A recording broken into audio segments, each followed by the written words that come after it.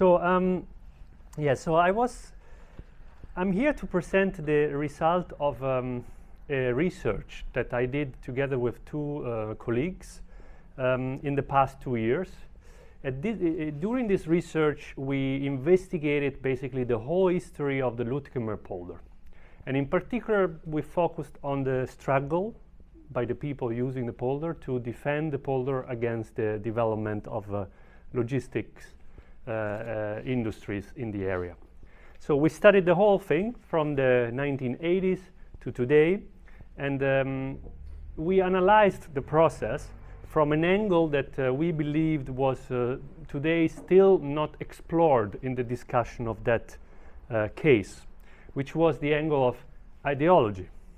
We have a lot of research on the polder these days being done on the soil of the polder, on the food industry that is growing there, on the community activities that are organized there. But we thought that looking at, in particular, at the ideology that is being shaped around that polder and around that development would be a good contribution for science and also hopefully for the movement and the actors involved in the polder. So this is not the wrong position of this slide. I would like really to start with a thank you, because in fact this research was made possible through conversations, interviews and site visits led by the people who are involved there. Iris is one of those. She is one of the most known guides of the polder, I would say today, among many other things. But yeah, we met in fact people from the Futsal Park Amsterdam. I will explain you later what it is briefly. But also we met people from the province, we met people from the developers organization, the SADC, and from the city of Amsterdam. And I was helped by these three wonderful colleagues that helped me in doing indeed this, the practicalities of this research. Now, my presentation is going to talk about post/grow ideology. So I will try to understand and explain why it's important to think about ideology when we talk about economic growth, and also when we talk about possibilities for a post-growth approach to cities.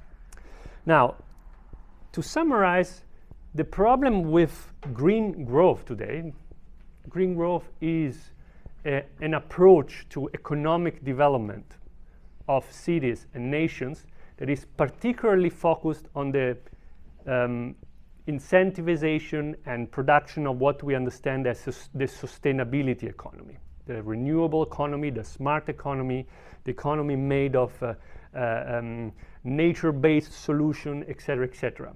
Now, the problem with this idea of economic growth based on sustainability is that while it might reach some sustainability goals within particular cities like Amsterdam, it does produce what economists often call sacrifice zones. So basically, the problem with growth in general and green growth in particular is that even if the economic performance of a city like Amsterdam would seem sustainable because it's less polluting, there is less CO2 emissions, still this economy has an impact on other areas outside of the city. These areas are areas where first of all, resources for the green economy are extracted. Secondly, these are areas where the infrastructures of the green economy are placed and occupy space and nature, first of all. And the third reason is that these are areas where the workers of the green economy are situated. Now, this process of creating sacrifice zones, so areas where the green economy is being sustained, always accelerates and increases with the economic growth cycle. This image on the right shows you the square meters occupied by large industrial buildings in the Netherlands. What you see here is this acceleration. In the in the 60s, the amount of square meters, obviously in the whole country covered by this industrial facilities was much smaller, but what was also smaller was the size of these facilities. Today, we have many XXL logistics industries located in the Netherlands, and these logistic industry, in fact, are often more than 5 hectares big, and we produce bigger and bigger logistics. That's how this process, as we see, accelerate. Now, when we talk about sacrifice zones, often we are mostly induced to think in terms of global north, global south dynamics. So the idea there is that basically the rich global north, let's say the Netherlands or Amsterdam, in order to be green, needs to exploit resources and workers in the global south, let's say in South America or in Africa, right? Now, this is a common story, and indeed it's very true. This image on the right, it comes from a paper from Jason Ekel, and it shows you, I will take just this top right image here, it shows you the amount of land that is being taken from the global south in order to sustain the wealth and the economic growth in the global north. And you see what we generally call unequal economic exchange. Basically, the global south gives a lot of land, a lot of work for producing stuff that then makes people in the global north rich. Now, these sacrifice zones look often like this. This is the biggest solar park in India. Is a huge area, and it provides, part of this green energy for the country, and this is a massive amount of land consumption. Obviously, this phenomena is not only global north, global south. There are sacrifice zones also closer to our home here in Amsterdam. This is another example of a very contested development project for green growth. This is a lithium mine. The first lithium mine that was supposed to be opened in Europe today is in Serbia, and it's 220 hectares of agricultural soil being erased to make a lithium mine. I mean, lithium is what goes into the batteries of our phones and cars. And obviously, these projects are encountering a lot of protest and a lot of contestation, like you see here, the protest in Serbia against this mine. However, when we think about sacrifice zones, we can even get closer to even our city. If we look at Amsterdam itself, these are not images from Amsterdam, but this is common to all cities that are pursuing green growth. We see that investments in green and sustainable and efficiency in buildings often end up targeting areas where the so-called land values are not so high, and where a plus value can be generated by developing green infrastructures.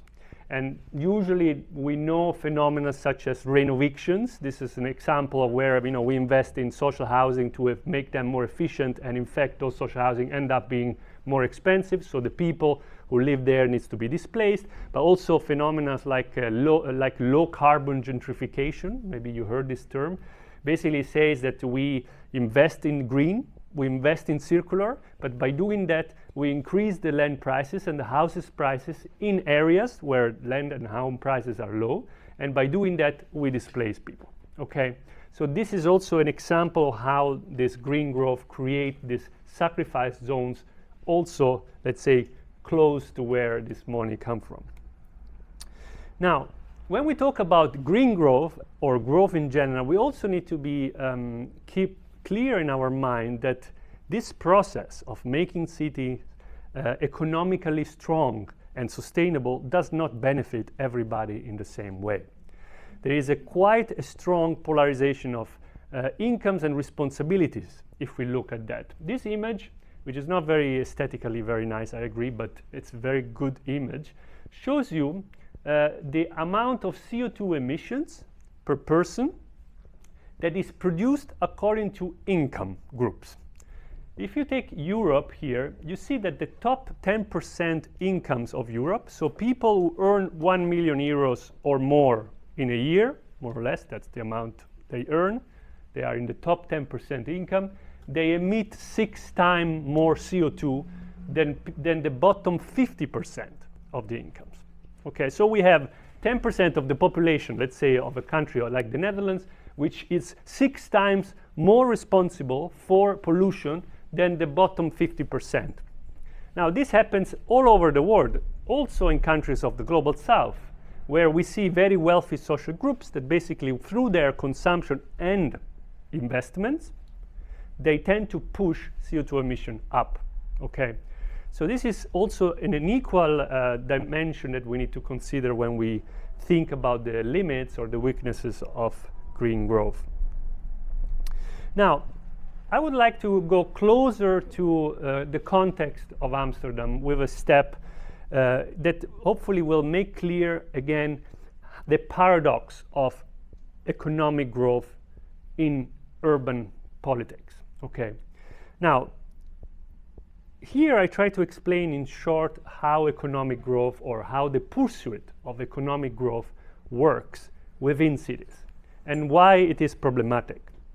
What happened, and this is a bit of a sketch, but we can expand later, is that the local governments, let's say the municipality of Amsterdam, often try to stimulate economic growth by stimulating jobs and companies to come to Amsterdam in order to generate what they consider income, in order to pay for services. So I invite rich companies like Booking.com to come to Amsterdam, the workers of Booking.com come to Amsterdam, and by doing that, also the overall income of the city grows up, and through that income I can take part of it and pay for public transportation or green. That's why they do it. Okay. Now, in order to do that, what they do is that they invest public money and land as well in order to stimulate what they understand as economic competitiveness, or the competitive potential of the city. They would invest, for example, in good logistic services in order to attract logistic firms to Amsterdam. They invest public money and they invest land, such as the land of the Lutkemeerpolder, in order to facilitate the incoming of these investments. When they do so, often they don't only put cash, obviously, they also do that, cash from taxpayers, but they also, I have to say, privatize often land. They make it private in a way that they think allows for a more efficient and more attractive economic and investment environment for companies. Okay. When they do that, they trigger an increase in land values. Okay, land values goes up, and therefore also the things that are on the land go up. And when they do so, and that's the paradox, they basically reduce their own means. They make more expensive for themselves, in fact, to produce those things that are necessary to deal with the damages of economic growth. Okay, it's a vicious circle, which in fact, in order to produce growth, undermines the very condition for dealing with the damages of that growth. The example in Amsterdam is that of essential workers. There were studies that have been made recently that says that if you are a nurse living alone, you cannot buy anything in Amsterdam. You cannot buy a house in Amsterdam. If you are a couple where only one of the persons work and you have children, you are basically out of the city. And that's why these are essential workers that tend to be pushed out of the city, and by doing so, also the city of Amsterdam suffers. Okay, so this circle is vicious. Now here you see the south axis of Amsterdam, the Zuidas, the business district. This is a very interesting case because in the 90s, just as with the airport logistics, the government invested billions of euros of public money from taxpayers. It's about 4 billion money from taxpayers invested in this area. And this area is an area where we have many corporations that service the financial economy. And guess what? The financial economy in the Netherlands doesn't pay taxes. Okay, so we prepare all of this, and then basically a lot of cash goes through this, comes out there, and very few remains here. Okay, so this is again one of the paradox of this economic growth ambition. Now, given this introduction, we are these days finding a lot of interest, I mean scholars, activists, also politicians, a lot of interest in the view that reject this dynamic, a view that we can call as a post-growth approach to economic and social development in cities. In sum, this approach consists of two things, to give a definition. First of all, a planned increase, it's an increase, of all those activities in a city that produce necessary services, such as health, food, education, culture, that foster high density of use. So areas where a lot of people can benefit the use of those areas, right? Areas where this type of economies, immaterial economies that provide essential goods, can be developed, like healthcare, culture, recreation, and pleasure in general, that's as I said, and also areas where we can establish a more symbiotic or regenerative relationship between the cities and the environment. This is what the post-growth economy looks like, okay?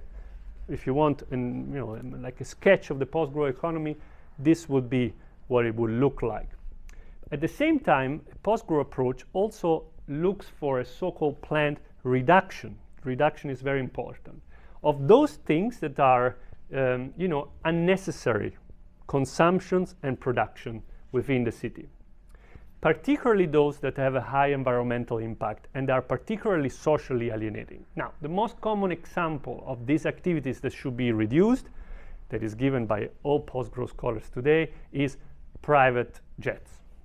Nobody needs private jets. We know it. It's socially alienating. It's highly environmentally polluting. So it makes no sense to invest in aviation for this kind of people, right? We still do, because it makes sense in terms of economic growth, but in terms of social services, essential services, it would not. Now here you see the typical donut, the famous donut of Kate Raworth, notably a post-growth framework. The donut says two very simple things. Says we need to improve all the essential services, health, education, food, etc. But we also need to reduce all the activities that tend to burden the environment. Okay, so this double movement of increase and reduction is what the post-growth approach to city politics would mean. Now, the problem with post-growth is that, and this is the problem that we read everywhere in the news today, is that nobody wants reduction. So the argument by most of the critics of degrowth or post-growth is this: people don't want to reduce. They like to have more, they like to buy more, they like to travel more and cheap, they like fast fashion, and they like fast distribution centers. That's the argument. The argument is that people don't want it, so we should not do it, right? Now, that's why I believe it's important to reflect about the ideology of growth and post-growth. Because in fact, when we talk about what people want, we're talking about ideology. We're talking about what people believe is important for them, okay? And that's why in my presentation, in the following part, I will dive deeper in the ideology of post-growth and degrowth, and I will tell you a bit more about the Lutkemeer, while the Lutkemeer is an ideological struggle at the moment in Amsterdam. What is ideology? Now, it's not that easy to explain ideology, but I think in a very simple way, ideology is a set of values or beliefs, let's say, that define the image of ourselves as humans in relation to other and the environment. Now, if I think that I am a man and therefore I'm more important than women, I'm using ideology, a masculist ideology, right? Because this ideological view tells me that I am more important than others, or I'm white and not black, etc., etc. These are ideological constructions, obviously. Okay, so ideology is some sort of mirror, in fact, is a mirror that tells me what I think I am, what I think I want, and what I think the others are in relation to me. If I think that the environment is something I can just use for my own pleasure, this is the anthropocentric view, then I'm very happy to just dig stuff and just destroy the soil, because I think the environment is there for me as a man and as a human. So ideology makes an image of myself and also enables the way I behave with people and with the environment. Now, I made quite clearly bad examples now, but ideology is not bad or good per se. There are also, ideology is what humans are. They are ideological animals. So if I think that I am nature as a person, I'm also saying something clearly ideological. I'm explaining myself as part of a flow of things, and therefore I should protect the environment. So we should deal with ideology as something that it's always there, okay? And in fact, when people believe that what they say and what they think is not ideological, it means ideology is working perfectly. That's why, by the way, dictatorships tend to abolish funding to scholars like me and social sciences, because we tell them, you are ideological. They don't like that, because in fact, all of a sudden we expose the ideology, right? And then people realize, oh wow, there could be an alternative. It's not a natural thing. So ideology is always constructed in history, and it's always there. The challenge is to construct a new one, a new ideology, a post-growth ideology that will look different than the one we have today. I hope it's clear. I made this, I like cats, so I show here the ideology of the cat. Obviously, they don't have ideology, so that's the funny thing. But the cat believes it's a lion, okay?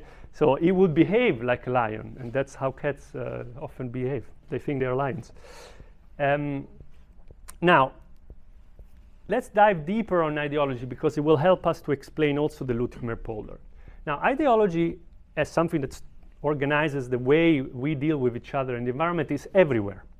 Now, first of all, as I said, is a system of values. So it's visible in how things are told and how we narrate things, or we represent things. For example, if you take, I don't know, social media, or even Linda, the famous magazine of one of the most read magazines in the Netherlands, you see ideology everywhere. You see how they portray people and their lifestyle. However, ideology is not only told. Ideology also reflects a system of power. So there are certain actors that are particularly powerful within particular types of ideologies. Basically, within certain type of ideologies, we know that some decide things, govern things, or own land, for example. The system of values and narrations reflect how things are run, let's put it this way. And in fact, we also see that in the system of institutions and regulations that are put to govern particular land. So the regulation institutions are not neutral, they're also part of ideology. They will become clearly in a second. Finally, as Antonio Gramsci said 100 years ago, ideology is also visible in what is known as a common sense. Now, the common sense is generally what people see as obvious or natural. For example, I could say, oh, it's obvious, Amsterdam is not a place where you grow food. Here we eat food and we move and we consume. So obviously the city is a place not for food production. You could say that. This is an ideological statement, clearly, and often it's common sense by many people. They think, no, cities are not agricultural places, they are outside cities. Many would see this statement as common sense, as an obvious statement, okay? Another common sense is that, for example, I don't know, people should be free to buy whatever they like, okay? Because if they can pay, they can buy it. That's often another statement that people believe. It's natural, obvious, but it's obviously constructed. Now, finally, it's important to say that these are very abstract explanations, but ideology is actually real. It shapes space, it shapes land. This image shows you the ideology of financial capital, and it's best. In the 90s, we started to make skyscrapers, phallic buildings all over the world, because we thought that would signal the power of a city within the global marketplace, and to attract investments. But also the idea of private property, or the idea that you cannot sit in front of a store, because we know that the store is made to sell, not to hang out, and we know that if you sit there in this area, you are actually maybe a homeless, because in this area people just move and buy things. So this, what we call hostile architecture, also represents the way people see the use of space. So let's try to define more in deeper, and we're getting closer to the Lutkemeer. It's only for the introduction. I thought to give a bit of an introduction myself. Let's get deeper on the feature, the real features of the grow ideology for a second. Now, the grow ideology could be understood as a system of values that, for example, favor competition, individualism, efficiency, right? Acceleration. That could be values that the ideology of growth would be having in its, as central. As such, also reflects a block of powerful actors, for example, if we take values as competition and efficiency, obviously we might favor shareholder capitalism or public-private partnerships, trying to kind of include private logics within public governments. We had a lot of that in the 90s. You know, the neoliberal ideology was at its boom, and we started to introduce private logics within public governments. We do also, the ideology of growth also obviously reflect an apparatus of institutions. So, for example, subsidies to energy efficiency rather than reduction, that's one way, or less taxes on large spenders. So the fact that a company like Shell or KLM pays less taxes than me on the energy or the gas they use is because they consume a lot, so we believe that that's the most efficient way to sustain the economy. So increase or modulate taxes in that way. But also, of course, favoring private ownership. You know, the idea that private ownership is the best way to reach certain goals, because private owners know best what is good for the collective interest. That's also very ideological, reflecting something that we might understand as the pure growth ideology. And finally, as I said, the common sense of a growth ideology would have many, many messages, but I just point there too. The fact that, for example, people should be free to buy whatever they want. If they can pay for it, they should be able to buy it. Or that the consumer is always right, because they pay for it, it's always right. Or, for example, the fact that large companies are better to have innovation because they tend to be successful, which is a bit of a circular.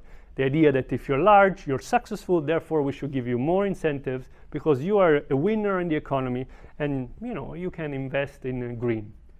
And as I said, these ideologies are real because they have real effect on space. And I think the word power of Amazon, the Amazon universe, is a very clear representation of this ideology.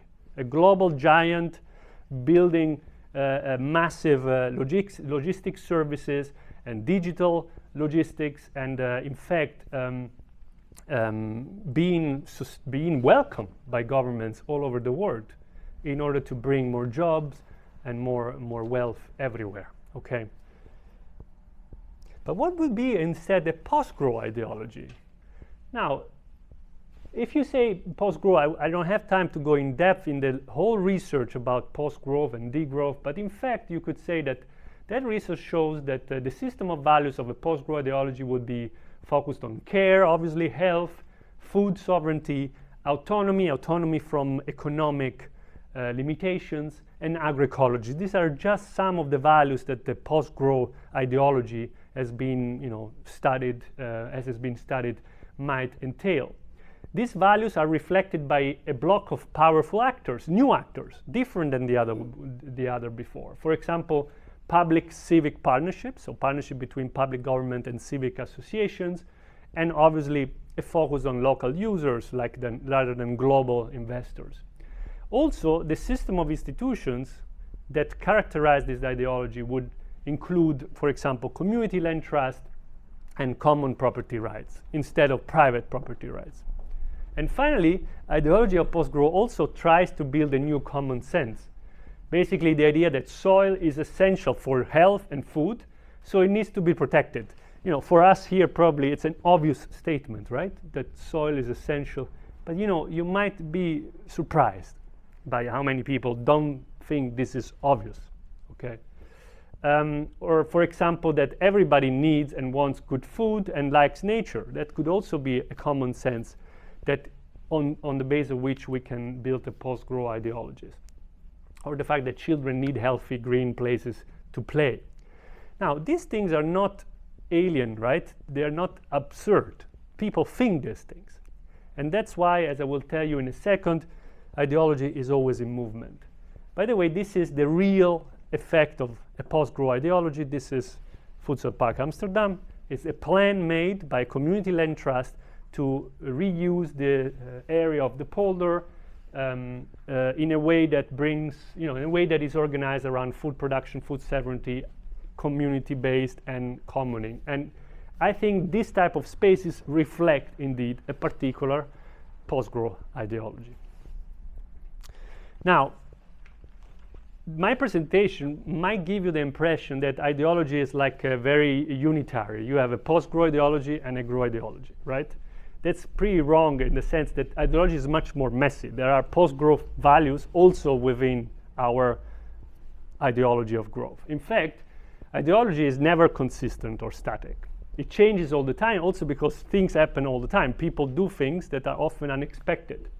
In fact, Gramsci, when he talks about common sense, he also says, well, there is also what I call good sense. The good sense, in fact, is the critical, coherent, and practical reasoning that stems from being informed, and that is in opposition to the dominant ideology. Okay? Now, so he says, common sense might tell us that, for example, nature needs to be exploited. But once people realize that the bit of nature in their city is important for their children and for their food, they might think, wait a second, maybe actually is not the case. And they might reject that idea, that original idea, okay? So there is this thing of information enabling an opposition to a dominant ideology. And I think that's what's happening in the Lutkemeerpolder. Now, one slide about how ideologies change, because as I will show you in a second, the Voedsel Park Amsterdam story is a clear textbook case, in my view, of ideological change. Ideological change happens in three different simultaneous steps. First of all, prefiguration. Now, in short, prefiguration means that people at one point perform in real life different values in their everyday life. So, at one point, people decide to grow food in Amsterdam. Even though Amsterdam is not an agricultural area, at one point they decide to grow food in Amsterdam. That's prefiguration. However, the next step, that's not enough, obviously, right? You can grow food and then on the rest of the world, everything can go it's not enough. So what happens often is that those practices become popular. Now, popular means that people see those values as appealing at one point, as interesting. Now, the most common tool to make things popular are influencers today. So you could say that the post-grow influencer, it's one that brings up values like, food and health and makes them cool for everybody. That's what the influencer of the post-grow economy would do.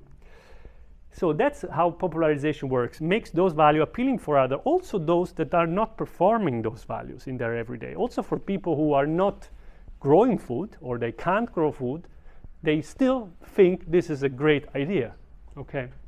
And finally, and that's the third step and is very important, is that the making of popular values should translate at one point into pressure movement. So movement that decide, in fact, to contest the existing ideology and institutions, and in fact demand the phasing out or the phasing in of particular type of uses.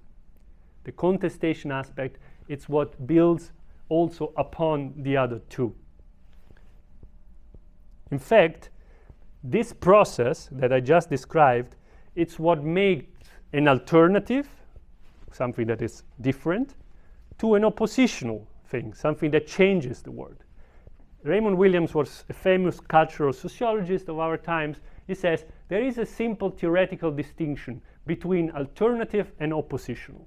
That is to say, between someone who simply finds a different way to live and wishes to be left alone with it, and someone who finds a different way to live and wants to change the society in its light. The point is, you could grow food on the polder of the Lutkemeerpolder. You can grow food there. But to change ideology, you need to build a movement that wants to grow food elsewhere as well, not only there. That's how ideological changes happen. By the way, this is also from a recent publication of the Voedsel Park.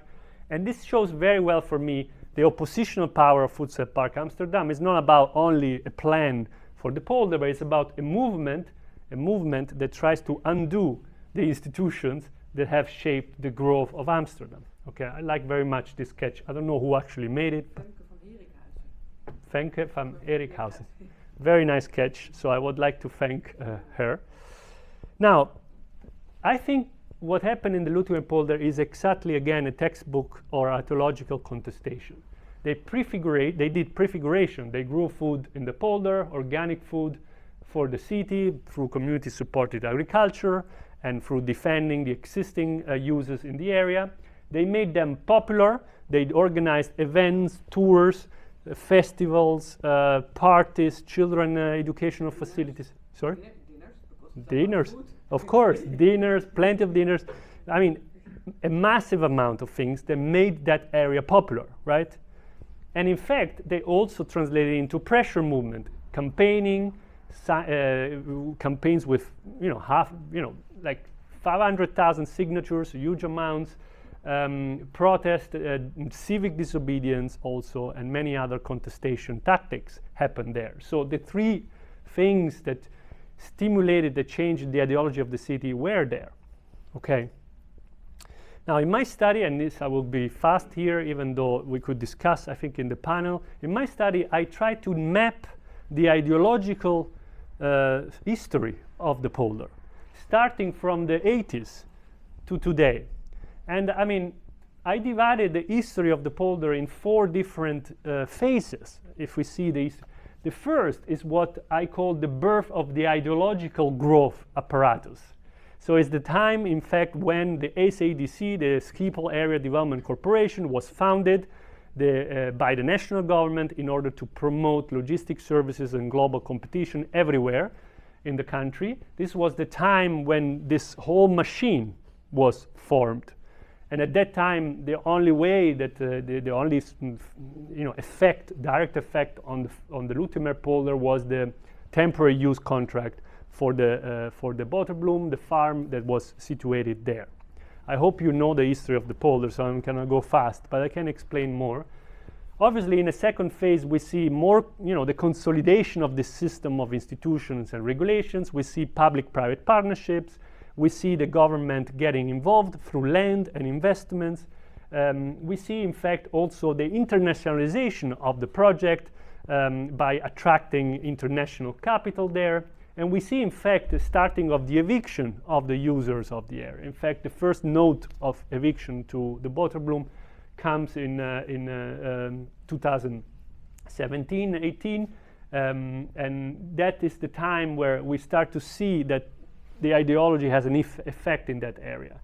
Between 2018 and 21, the movement there exploded. There was an amazing amount of pressure, civic disobedience, campaigns against companies that wanted to settle there. And what happened there is that, in fact, the community started to disrupt the development, but also started to narrate the development in a different way. They also started to appeal to the common sense of people, or to the good sense of people, saying, come on, I mean, this is a great area, you can't build here, or come on, do you really want Albertine to get this, to work in this site again? They have already half of the city, So this kind of struggle unfolded in these 2 years. And I think, and today you see that the movement, especially with the Futsa Park Amsterdam, which is an institutionalized, let's say, foundation of representing, I would say, part of this movement, is trying to, in fact, propose a new ideological vision. Now,